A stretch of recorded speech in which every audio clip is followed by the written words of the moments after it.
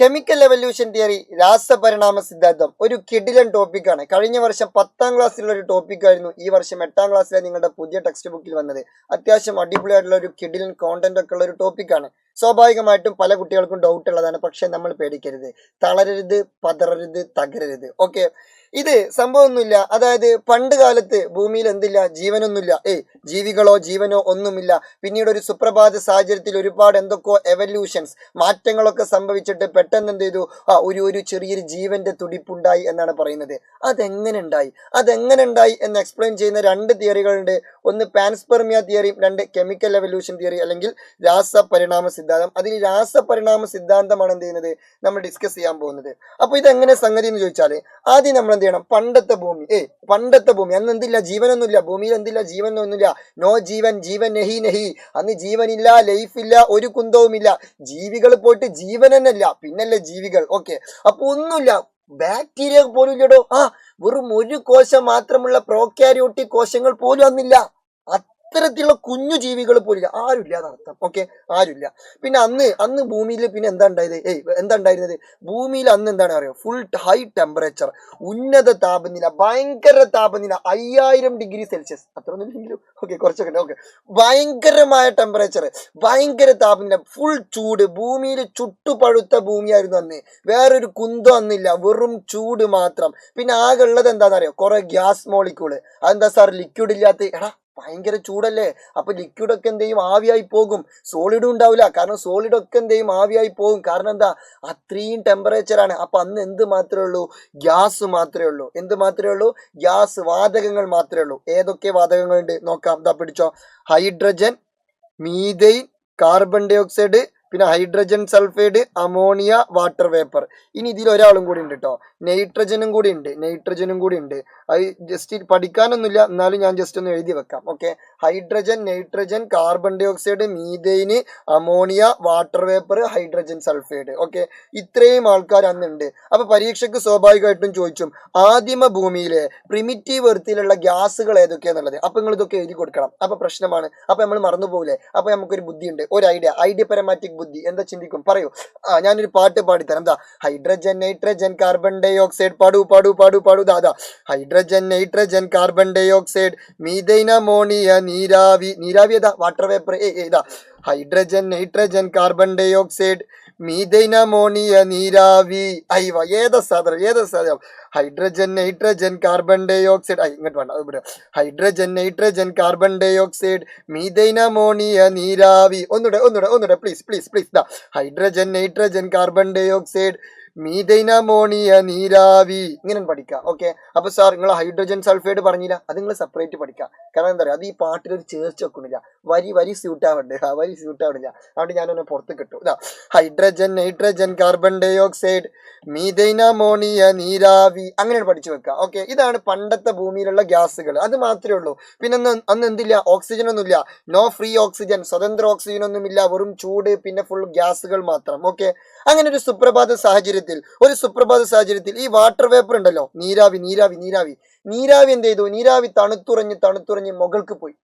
നീരാവി ഒരു സുപ്രഭാതത്തിൽ മുകൾക്ക് പോയി. നീരാവി എന്തായാലും മുകൾക്ക് പോവല്ലോ. അങ്ങനെ നീരാവി മുകൾക്ക് പോയിട്ട് അവിടുന്ന് ഘനീഭവിച്ചു എന്ന് പറഞ്ഞാൽ കണ്ടൻസേഷൻ. അതായത് നീരാവി മുകൾക്ക് പോയി കഴിഞ്ഞാൽ അത് തണുത്തുറക്കും. മുകൾക്ക് പോവാന്ന് പറഞ്ഞാൽ ഭൂമിന്റെ മുകൾക്ക് പോയി. പിന്നെ ഭൂമിയിലാണ് എന്തുള്ളത്, ടെമ്പറേച്ചർ ഉള്ളത്. ഇത് അന്തരീക്ഷത്തിലേക്ക്, മുകളിലേക്ക് അങ്ങനെ നീരാവി ഇങ്ങനെ ഓട്ടോമാറ്റിക്കലി പോയി. ഓക്കെ, ഇപ്പൊ നമ്മളിപ്പോ ഒരു ചായ അടുപ്പത്ത് വെച്ചു. സ്വാഭാവികമായിട്ടും അത് നല്ലോണം ചൂടായി കഴിഞ്ഞാൽ അതിലുള്ള വെള്ളമൊക്കെ എന്ത് നീരാവി ആയിക്കൊണ്ടാണ് പോകും. അത് എങ്ങോട്ടാ പോയി എന്നൊന്നും ചോദിച്ചാൽ നമുക്കറിയില്ല, അത് പോയി. അതേപോലെ തന്നെ ഈ നീരാവി എന്ത് ചെയ്തു, കുറെ കാലം കഴിഞ്ഞ ശേഷം നീരാവി മുകളിലേക്ക് പോയിട്ട് കണ്ടൻസ് ചെയ്തു, ഘനീഭവിച്ചു, എന്നിട്ട് മഴയായി പെയ്തു. നീണ്ടു നിന്ന മഴ.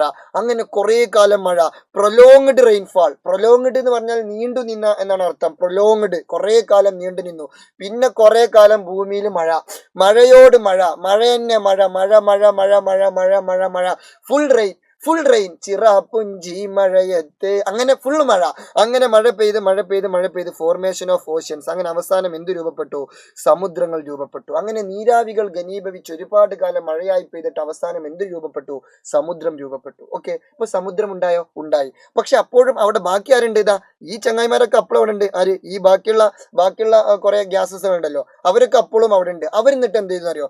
ഈ സമുദ്രത്തിലുള്ള സമുദ്രജലം ഉണ്ടല്ലോ, ആ ജലത്തിൽ ലയിച്ചു തീർന്നു. ഇതാ വിവിധ പദാർത്ഥങ്ങൾ ലയിച്ചു ചേർന്ന സമുദ്രജലം. The ocean formed by dissolving various substance. ബാക്കിയുള്ള ഗ്യാസുകളൊക്കെ എന്ത് ചെയ്തു? ഈ സമുദ്രജലത്തിൽ ലയിച്ചു ചേർന്നിട്ട് അങ്ങനെ അങ്ങനെ അങ്ങനെ ഉണ്ടായി. ഓക്കെ, പിന്നെ അതാണ് കഥ. അപ്പൊ ഇത്രയും കാര്യങ്ങളൊക്കെ അല്ലേ? ഇനി ശ്രദ്ധിച്ചോളൂ. ഇനി എന്താ ഉണ്ടായെന്ന് ചോദിച്ചാല്, ഈ സമുദ്രജലത്തില് ഈ ഓഷ്യൻ വാട്ടറിൽ എന്ത് ചെയ്തു? ഈ ഗ്യാസ് മോളിക്യൂൾസ് ഒക്കെ, ഈ ബാക്കിയുള്ള നീരാവി അല്ലാത്ത hydrogen, nitrogen, carbon dioxide, methane, ammonia എന്ന് പറയുക ആ സാധനങ്ങളൊക്കെ അല്ലേ, അവരൊക്കെ സമുദ്രജലത്തിൽ ലയിച്ചു ചേർന്ന് അവരവിടെ എന്തൊക്കെയോ പ്രവർത്തനങ്ങളൊക്കെ നടത്തി, എന്തൊക്കെയോ കെമിക്കൽ റിയാക്ഷൻ ഒക്കെ നടത്തി. അവസാനം എന്തുണ്ടായി?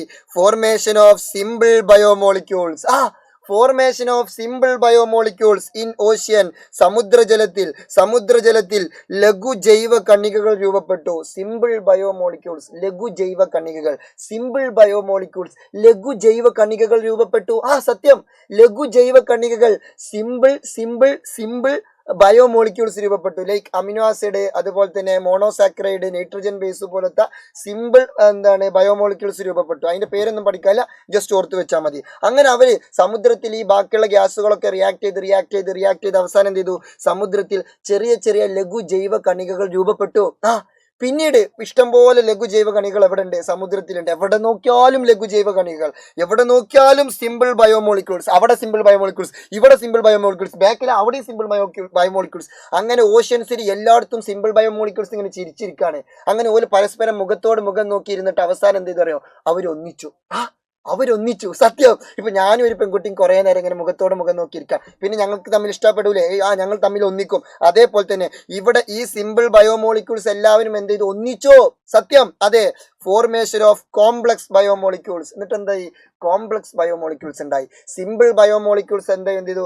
അവരെല്ലാവരും ഒന്നിച്ച് കോംപ്ലക്സ് ബയോമോളിക്യൂൾ ഉണ്ടായി. അപ്പൊ സാർ, ഈ സിമ്പിൾ ബയോമോളിക്യൂൾസ് ഒക്കെ ഒന്നിച്ച് കോംപ്ലക്സ് ബയോമോളിക്യൂൾസ് ഉണ്ടാവണമെന്നുണ്ടെങ്കിൽ, സങ്കീർണമായിട്ടുള്ള ജൈവകണികൾ ഉണ്ടാവണമെന്നുണ്ടെങ്കിൽ അവർക്ക് എന്തെങ്കിലും ഒരു എനർജി വേണ്ടേ? എന്തെങ്കിലും ഒരു മോട്ടീവ് വേണ്ടേ? വെറുതെ അങ്ങനെ ഉണ്ടാവോ? വെറുതെ അവരെങ്ങനെ കൂടിച്ചേരോ? അവർക്ക് എന്തെങ്കിലും കൂടിച്ചേരണമെങ്കിൽ ഒരു എനർജി വേണ്ടേ? അതാര് കൊടുക്കും സാർ? പിന്നെ എന്തിനാ മുത്തേ ചേട്ടൻ ജീവിച്ചിരിക്കുന്നത്? എനർജി സ്രോതസ്സുകളുണ്ട്, അവിടെ ഊർജ സ്രോതസ്സുകളുണ്ട്, എനർജി റിസോഴ്സ് ഉണ്ട്. പരീക്ഷയ്ക്ക് ചോദിച്ചും പ്രിമിറ്റീവ് എർത്തിലെ ആദിമ ഭൂമിയിലെ എനർജി സോഴ്സ് ആരൊക്കെയെന്ന് ചോദിച്ചും. എന്നാ പിടിച്ചോ, കേട്ടോളി സുഹൃത്തുക്കളെ, കേട്ടോളൂ. ആദിമ ഭൂമിയിലെ എനർജി സോഴ്സ് ആരൊക്കെയെന്ന് ചോദിച്ചാൽ സൺലൈറ്റ്. ആരാണ്? സൺലൈറ്റ്, സൂര്യപ്രകാശം. പിന്നെ ലൈറ്റനിങ്. അതെന്താ സാർ ലൈറ്റനിങ്? ഇടിമിന്നൽ. ഓക്കെ, ലൈറ്റനിങ് ഇടിമിന്നലല്ല, മിന്നൽ. ഓക്കെ.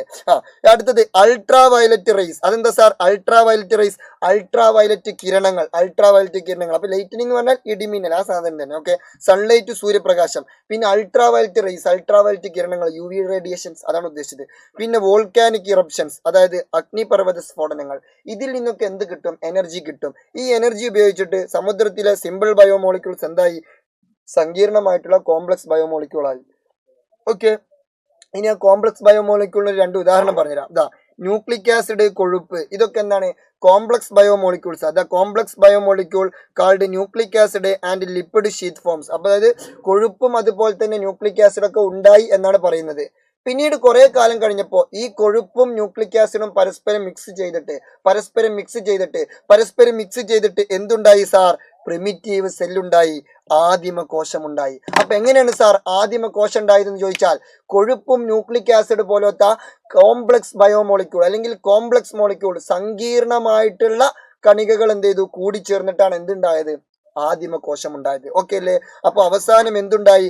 സങ്കീർണമായിട്ടുള്ള കോംപ്ലക്സ് ആയിട്ടുള്ള മോളിക്യൂൾസ് ഉണ്ടായി, ബയോമോളിക്യൂൾസ് ഉണ്ടായി. ആ കോംപ്ലക്സ് ആയിട്ടുള്ള ബയോമോളിക്യൂൾസിന് ഒരു ഉദാഹരണമാണ് ആര്? ന്യൂക്ലിക് ആസിഡും ലിപ്പിഡും. ആ ന്യൂക്ലിക് ആസിഡും ലിപ്പിഡും പരസ്പരം കോർത്തിണക്കിയിട്ട് എന്തിലേക്ക് രൂപം പ്രാപിച്ചു? പ്രിമിറ്റീവ് സെല്ലിലേക്ക് രൂപം പ്രാപിച്ചു. കൊഴുപ്പും അതുപോലെ തന്നെ നമ്മളെ ന്യൂക്ലിക് ആസിഡും കൂടി ചേർന്നിട്ട് എന്തുണ്ടായി? ആദിമ കോശമുണ്ടായി. ഈ ആദിമ കോശത്തിന്റെ പ്രത്യേകത എന്താണെന്നറിയോ? സ്വയം ഇരട്ടിക്കാൻ ശേഷിയുണ്ട്. കാപ്പബിൾ ഓഫ് സെൽഫ് റെപ്ലിക്കേഷൻ, അതായത് 1 2 ആവും, 2 4 ആവും, 4 8 ആവും, അങ്ങനെ ഇരട്ടിക്കാനുള്ള ശേഷിയുണ്ട്.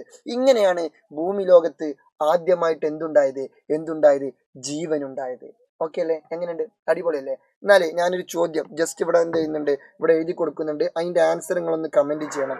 ആദിമ ഭൂമിയിലെ പ്രിമിറ്റീവ് എർത്തിലെ ഗ്യാസുകൾ ഏതൊക്കെയാന്നുള്ളത് താഴെ നിങ്ങൾ കമന്റ് ചെയ്യണം. അതാ ഞാനൊരു പാട്ട് പാടി തന്നിരുന്നു. Hydrogen, nitrogen, carbon dioxide, methane, ammonia, നീരാവി, പിന്നെ ഹൈഡ്രജൻ സൾഫൈഡ്. അതൊന്ന് കമന്റ് ചെയ്യൂ. So see you soon. നിങ്ങളുടെ സ്വന്തം ബഹുമാനപ്പെട്ട അറക്കൽ. Good bye.